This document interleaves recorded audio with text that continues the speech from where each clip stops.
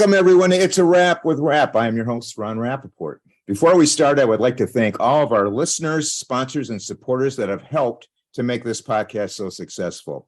The podcast is being heard in all 50 states, all provinces of Canada, and 44 countries around the world. Once again, thank you all so much.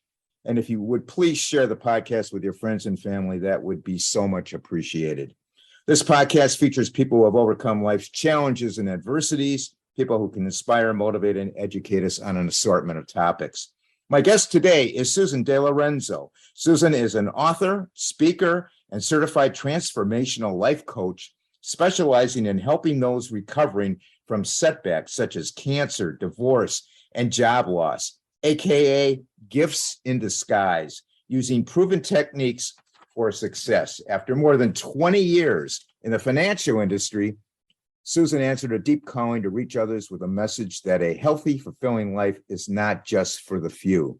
Susan is a survivor of invasive breast cancer whose marriage fell apart directly following her year of treatment. Susan is an expert in helping women coming out of life-altering adversities identify the gems that brought insight, experience, and self-knowledge to them, working with them to use what they know how to design and create their lives in alignment with what evokes deep satisfaction with oneself and positive feelings toward the future. Welcome, Susan, to the podcast. Hey, Ron, thank you so much. Great to be here. It's great to have you, and I can't wait to get into this because we both have something in common. We're both breast cancer survivors. Tell us a little bit about your life prior up to your 38th birthday, your family, your work life, that kind of thing. So the audience gets a little knowledge of what you're about and everything. Sure. Well, as you mentioned in the intro too, I was working in the financial industry. I had what I like to call my corporate cubicle job. I was a mother of a very small 18-month-old, and there was never enough of me to go around. I was a co-owner of this old house and had a very mercurial marriage. I was just always walking on eggshells. At the time, I just thought, well, this is the best you can do, Susan. You made your bed. You have to lie in it. Oh, well, you drew the short straws. Sorry about that. But you would never know it looking at me, Ron, because I would walk in, makeup on the face. Hey, everybody, great to be here. How's it going? So-and-so, loved going into Boston where I was working at the time on the train, had all kinds of train buddies. But at home, it was a whole other story. And, Susan, I just got to interrupt you. Sometimes you see people and you say, wow, they really got it made. They look so happy. And I mean, just take a look at Tom Brady. I guess you could. Okay. Yeah. And then you find out, it's not really all that roses and stuff. So interesting. No, we don't know the battles that people have.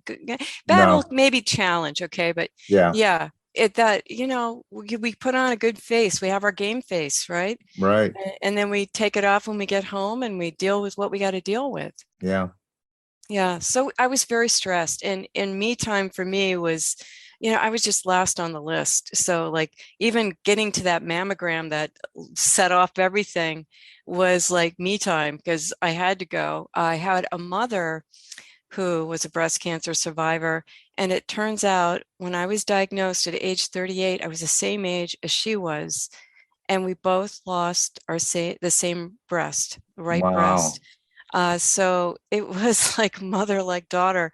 And I never thought that I would get it. I mean, I know we talk about genetics and, you better watch out. I was being told to have a mammogram beginning at age 35 because of my mom's history, but I never thought I would get it because I thought I look nothing like her. She's tall and thin and blonde and I'm stocky. And, hello, genetics, and maybe it isn't genetics. I didn't take the BRCA test, but that was just quite a marker for me that, wow, I'm the same age as my mom. I'm going to lose my right breast just like mom did. So at 38 years old, you're diagnosed with invasive breast cancer in the left breast after having just a routine mammogram. So did you have a lumpectomy or whatever? And what ensued after that pertaining to the right breast? Yes. Because I understand there's a story behind that. Yes, that is that was the, you know, where you think you've got out okay. Like I only had a little cancer in the left breast and the lumpectomy took care of it. And they had, if people know what clean margins is, that means that with the tissue they took, there was no cancer on it. So they got clean, a good, they Right. got the cancer out of there. So I had to go for a follow-up. My surgeon sent me to a radiation oncologist to see if I would need radiation. And I had in my head, oh, they got clean margins. I'm not going to need this thing. She brings me in, she looks at my chart, she agrees with me. She says, "You're right. I don't think you need radiation. But while you're here, I've got a medical student here. Do you mind if we do a breast exam?" And hey, anything for science. Okay, come on in. Here, Sure. at this point between childbirth and all the surgeries I've had, I'm just like, come on, Yeah, whatever. everybody, take a look at my bod. Yes, she starts palpating the breast that was operated on. Everything was good. Then she goes to the right breast and she's spending a little extra time in this one section of my breast. And she stops and she looks at me and says, "Has anyone ever talked to you about the lump in your right breast?" And you know how time can just stop? And I Yeah. was just in that gut, Oh, yeah.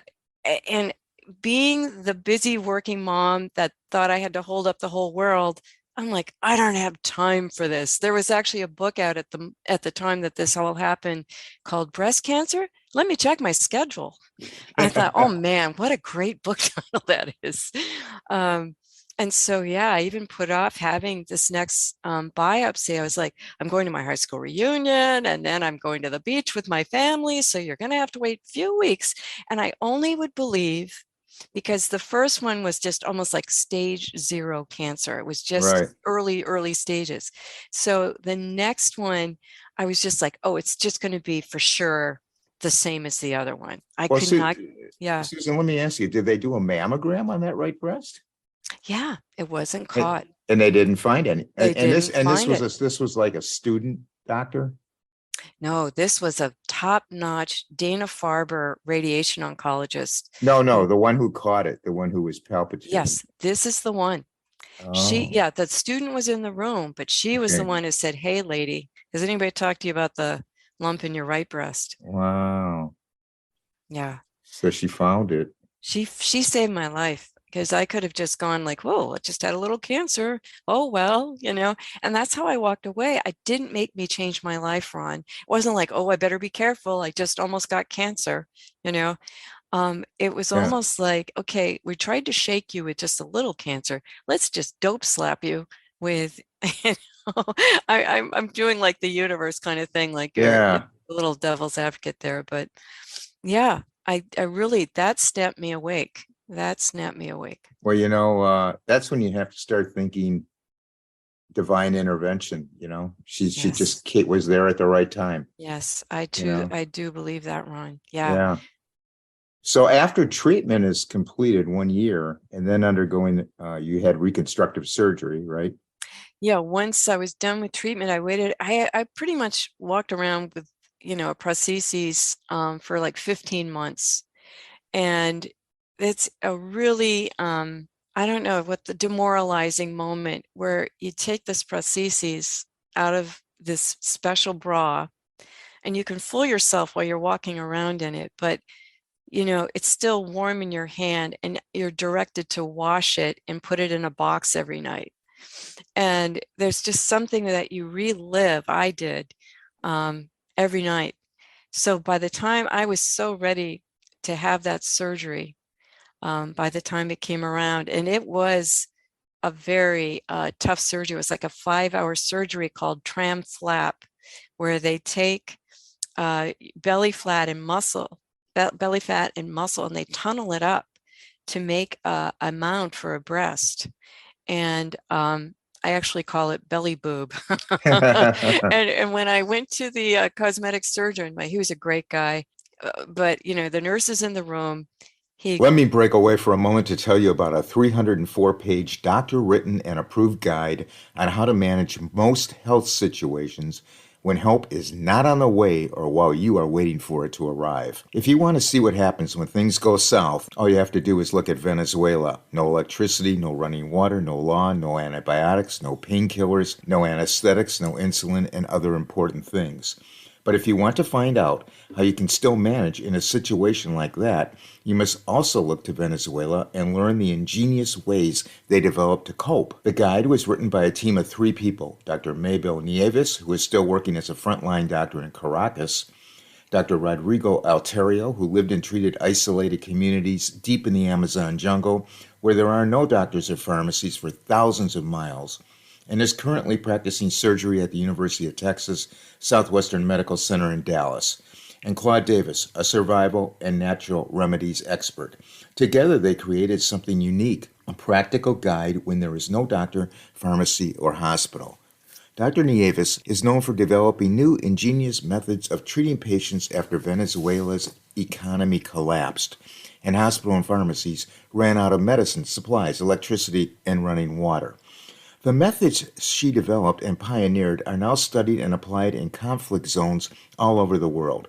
Many of these protocols and procedures do not require medical assistance, as they are specifically applied to be self-applied. That makes them extremely valuable if the medical system cannot be depended on, like during long-term blackouts and natural disasters. Now, some of the things you will find inside the guide: 10 medical supplies you need to have in your house, the biggest mistakes you can make in a blackout, how to recognize a heart attack and what to do next, what happens when you take expired medications, the only 4 antibiotics you need to stockpile legally without a prescription, the best natural painkiller that grows in your backyard, an ingenious way to stockpile prescription medicines, including insulin, how to quickly recognize a stroke and what to do immediately afterward, what happens if you take the wrong probiotics, a simple at-home protocol for flu and other respiratory issues, and a step-by-step approach to deal with almost every skin injury and condition, how to take care of toothaches and mouth infections when you can't visit a dentist, and many other topics too numerous to mention.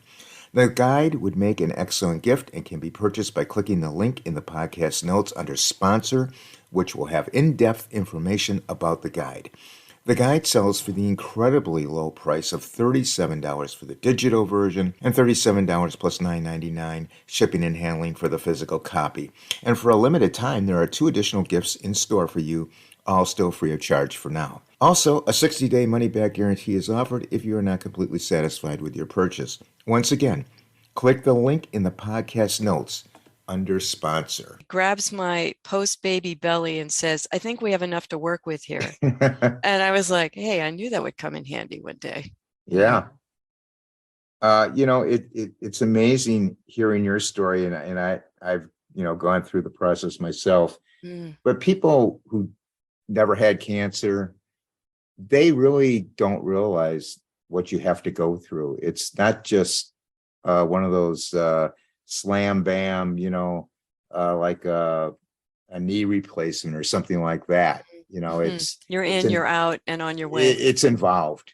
Yes. And it's complicated, and it can get real complicated real fast with drugs and everything. So yeah, people who don't, and I hope nobody ever has to, be in that world, but they just don't realize, what's all involved. You made me remember my first walk to my chemotherapy session. And I'm like, I know this sounds dumb, but it's like, wow, there are a lot of sick people here.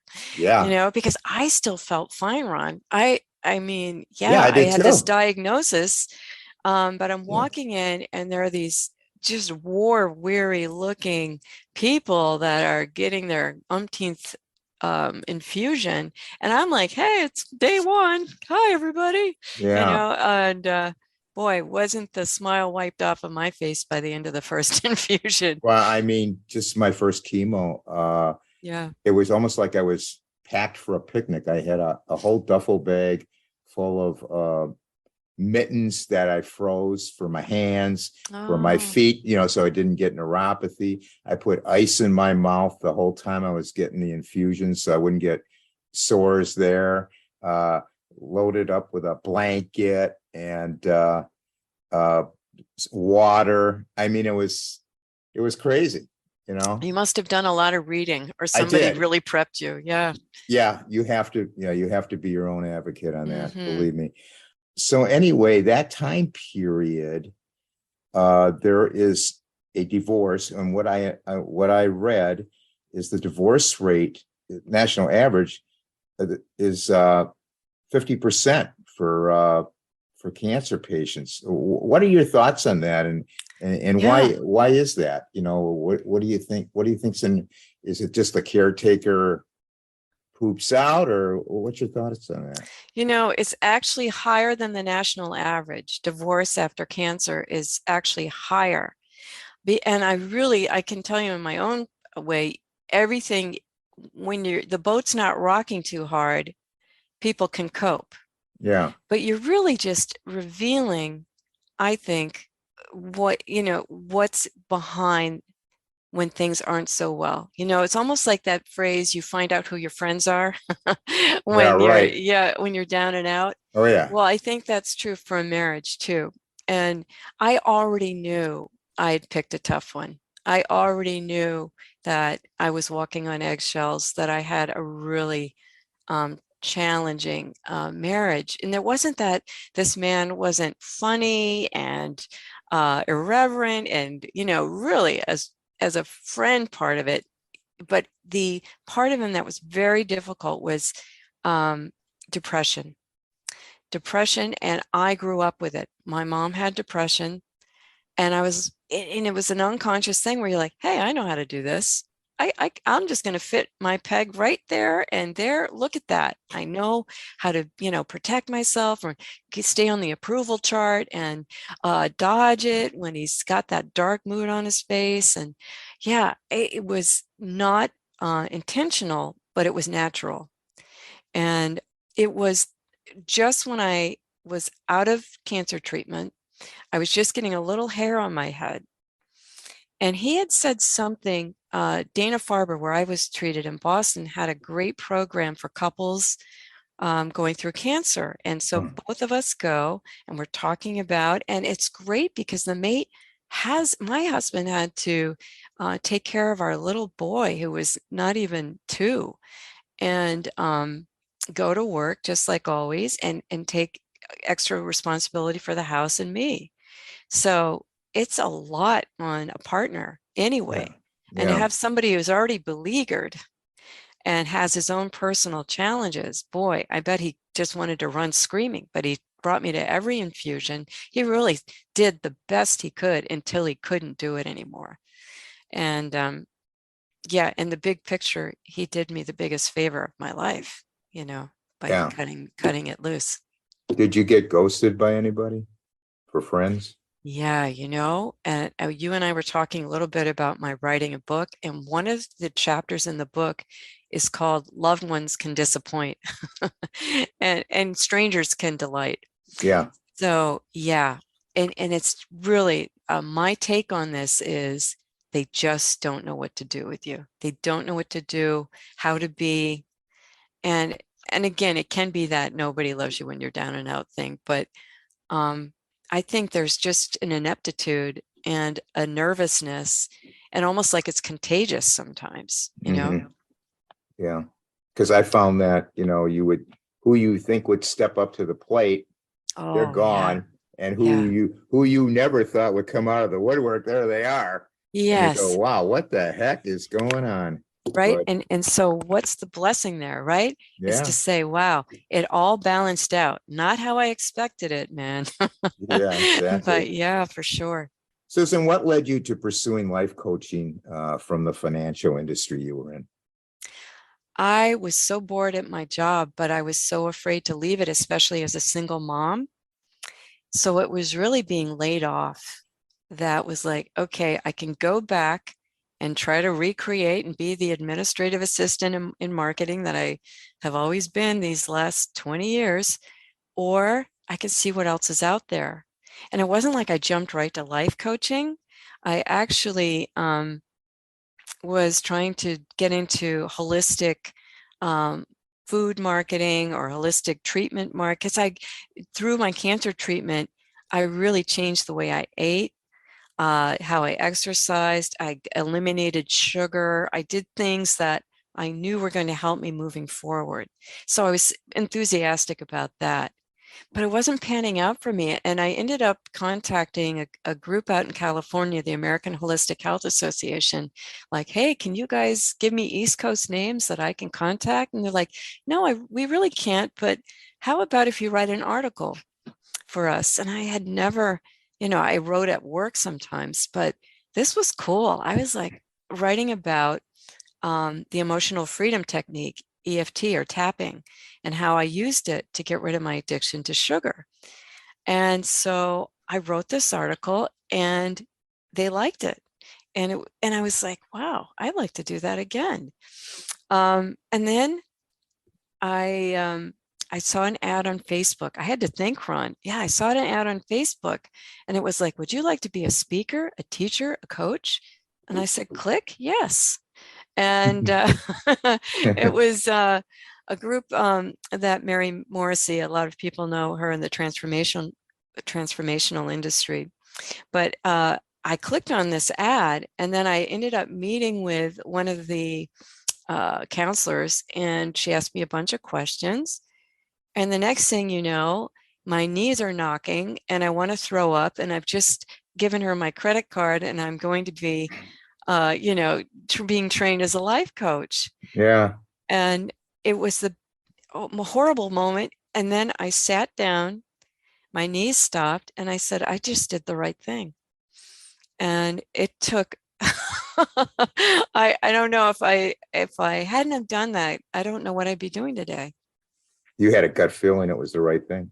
I did. Yeah. It scared the heck out of me though. What do you consider the most important things we can do to support ourselves during personal crisis? I love that question. I think the first thing is really to go back to your breath and being calm, because there's a whole part of us that wants to explode, right? And we have an opinion about it. We can have our opinion. The other thing is not to resist what's happening. There's a big part of us that wants to put up a fight and say, this can't be, we all have to go through it, but then we let it go. Notice that you're resisting and say, okay, I don't have a choice. I've got this diagnosis. I remember when I had to face the fact that I was going to have chemo. I could not get my brain around that. And I knew how hard chemo could be. And I got home with my husband after this meeting with the surgeon, and he was walking out the door and I yelled at him, I don't want to do this. And he just said it in this super calm voice, well, you have to. And I was like, yeah, you're right. I guess I do. Yeah. And it was just kind of that trajectory. And then the third thing I would say to this, Ron, is, you know how your brain wants to go to the worst case scenario, but it hasn't happened yet? Yeah. That's human nature. We kind of want to defend ourselves. But if it hasn't happened yet, what would it look like for the most ideal outcome?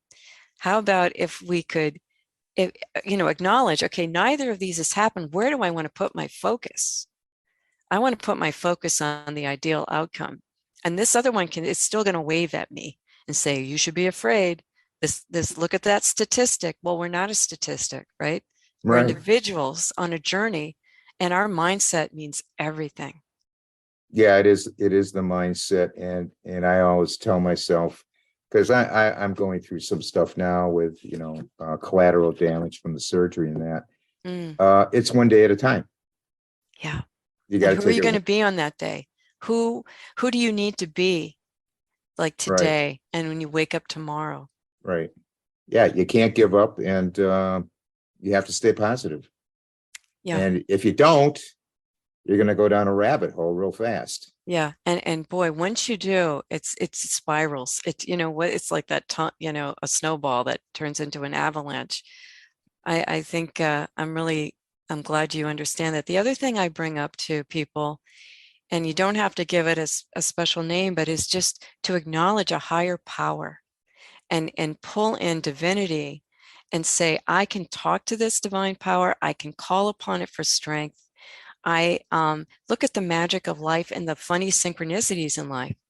You know, that's the magic of life. Why wouldn't it be there for you in your darkest hour? You know, my personal philosophy on that is similar to yours. I would say, let's do the right thing that's offered to us, make a good decision. And if there's your doctors are telling you to do whatever, go with what they're saying. But after that, put it in God's hands.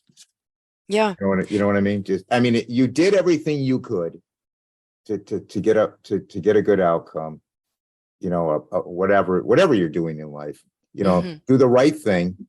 But after that, it's really out of your hands. It's out of your control. Yeah. You know what I would add to that, Ron, is also if you're trusting that internal GPS, you're going to check what's resonating with you also when you're offering decisions to make. And I think learning to trust that, we're not brought up to trust that. We're always looking to external experts, and there are external experts. But then when they say something, you go, yeah, that feels right. That feels good. I think you're right about that. I'm going to do that. But sometimes not, right? Like I knew in one case, I wasn't going to have reconstructive surgery at the same time as the mastectomy because I had to do all this chemo, and that recovery was going to be a bear, So resonance is also a great thing to, working with intuition, working with resonance and trusting in that, especially when your life is on the line. I think you don't put it, you put it, like you said, in God's hands, and you trust in this little, what I call the inner GPS. Yeah. Good comment there. What is your top recommendation for people just coming out of an adversity? What do you recommend? Give yourself some time. Don't feel like you have to make big decisions. There's some unpacking to do. There's some recovery to do, even if it's not cancer or surgery, right? If it's a blow of divorce, bankruptcy, there are certain actions you're going to be forced to take, right? You've got to go grocery shopping. You've got to keep the roof over your head, whatever. But the rest, you got to allow some space. You're not going to have epiphanies right away. I didn't. I didn't see that I had the lowest self-esteem of anybody I knew. I had to look back and see that I didn't get that right away.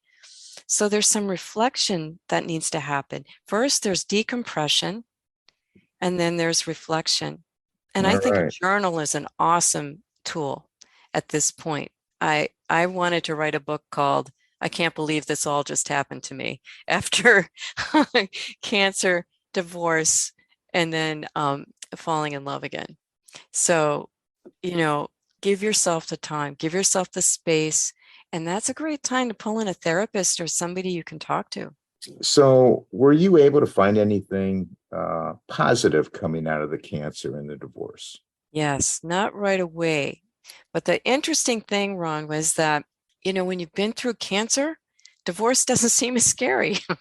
Right. I knew I was going to still be alive after, and my motto, or whatever you want to call it, mantra, motto, with coming out of cancer, and I'm a more than 20-year survivor now, is until otherwise notified, I'm cured.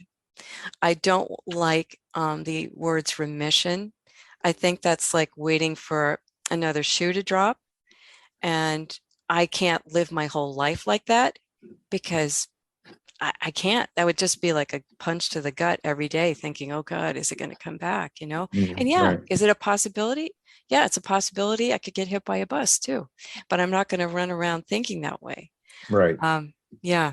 So in answer to your question, relatively speaking, that was it. And I noticed, okay, I don't have to walk on those eggshells anymore. I can make a new choice for myself going forward. But I had to learn what my part was in it as a person who is codependent with people with depression. so I can make a new choice the next time around when the opportunity presented itself.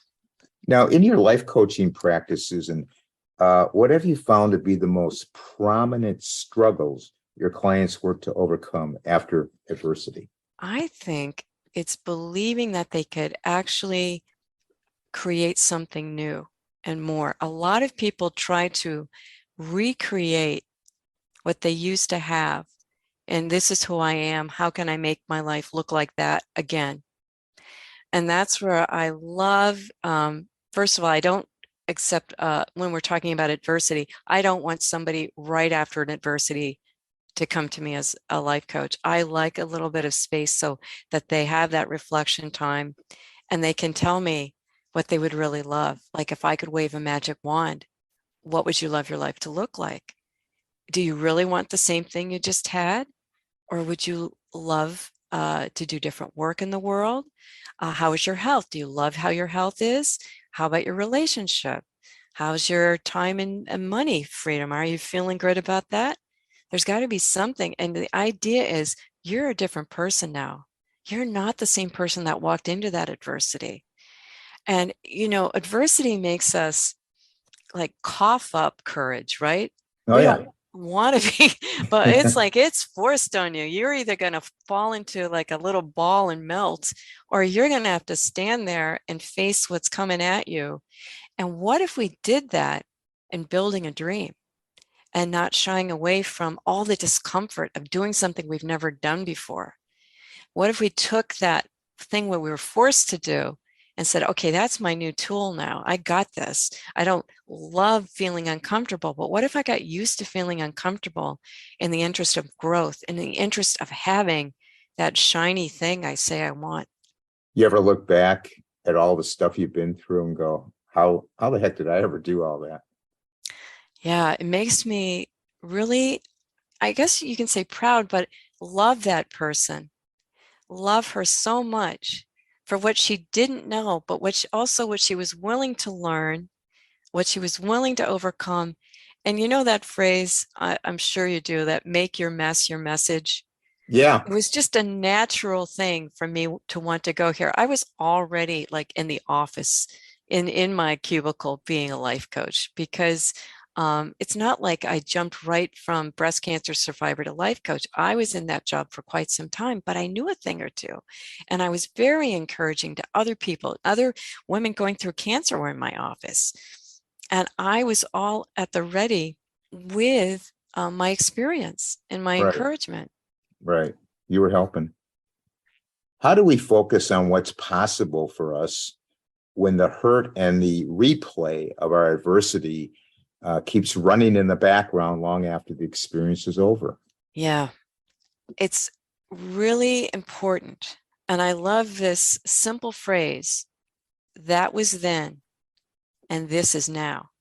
And it's human nature, just being aware, okay, that's what my mind wants to do. It's just a human experience to live from the past and to be trained to live in the now with eyes on the future, loving what you've learned, loving what you have right now is a magnet to greater abundance. Living in lack and disappointment is just a recipe for more of the same. It's human nature, but it can be overridden, and that takes practice. And we go back to mindset on that. And I believe filling your bookshelves and podcasts and YouTube and anything else, going to seminars that are going to build you up and reprogram your mind so that you're not the glass half empty person you may have been before, or in trauma, in shock. And that's where, a therapist can help you unpack that. But someone like a life coach is going to have you leverage it. What was one of your biggest insights after cancer and divorce that served you the most as you moved forward? That I am so much more than I ever thought I was. I felt such a love for myself that to this day serves me in anything I want to do. My level of deserving my level of feeling worthy, and the excitement for new possibilities in my life. I never had that before. I think I started the podcast by saying, oh, well, this is what you get. Too bad for you, Yeah. And now I would never, ever say that. I never believed that. Now, Susan, you have a book coming out entitled Pulling the Gems from Adversity. I don't know if it's out yet or not. That brings the reader through 5 stages that you describe as from adversity to awesome. Can you briefly cover those stages for us? I'd be happy to. And is the book out? No, it is being edited right now. So I will let you know. And boy, when you see that, Ron, you're going to see like fireworks over in Nokomis, Florida, because it has been quite, many sidetracks. And I know many writers will tell you this, and you're wondering, oh my gosh, somebody finally told me that it was like 8 years from the time they started their book. And I'm like, oh, please, God, no. That's a long time. Yeah. Yeah. So, the first section I call Holding Firm in a Storm. And it's a lot what we just talked about, how, what do you do in an adversity, right? Mm-hmm. And where are you going to put your focus? How are you going to stay calm? What are you going to use to help with worry? The second one, A Kind Glance Backward. That's what I was talking about when you're letting your life settle a little bit and you're getting some feedback, you're getting some reflections. Wow, I picked a tough marriage. I really had to walk on eggshells. I never thought I deserved this. What's coming up for you there? And then the third is Creating Life anew, excuse me. And that is where I was talking about leveraging your adversity and starting to dream and imagine what you would love your life to look like, even if you can't recognize any of that in your current situation. The fourth one is Not Everything Can Come With You. Low self-esteem, low expectations, resentment, jealousy, anger. You're not going to get very far on creating life anew if you have to drag those things around with you. Sure. And so that's really important. And then the fifth one is just, okay, if you've gotten this far, advance boldly. Take a chance. Nothing's guaranteed in this world. And nobody wants to get to the end of their life and find out they didn't live it. I'm paraphrasing Thoreau. So we covered all. Was that all 5? That is all 5. I hope so. So I want to go. I want to go back on one of those. In your book, you dedicate an entire section to looking backwards. Why would anyone coming out of adversity? Why would they want to do that? That's where the real gold is, because you had to see who you were while you're going through it. And not only that, and you and I talked about this too in the beginning of the show. Who were you, Susan, at age 38? Who were you before then? That's what we're looking at too, because nobody just gets like one brick upside the head, right? And then you're on your way. Yeah. Life keeps circling back around to teach you something else, to pull something else out of you. We want to know what that stuff is, because that's the gold. It's not just, what a loser you were. Let's beat that into the ground, right? How could you have not known what you needed to know? Well, you didn't then, but now you do. What are you going to do about it? But not to look at it and just to say, oh, where was I? I'm a single working mom, or I'm a mom of in a rotten marriage who is working herself to death and doesn't have any time with her little child. I think I'll recreate that. No, thank you. Right. Okay, well, that answers that. What is it you hope most the readers are going to take away from reading your book? That anything is possible, that there's nothing short of death that needs to stop them from moving forward.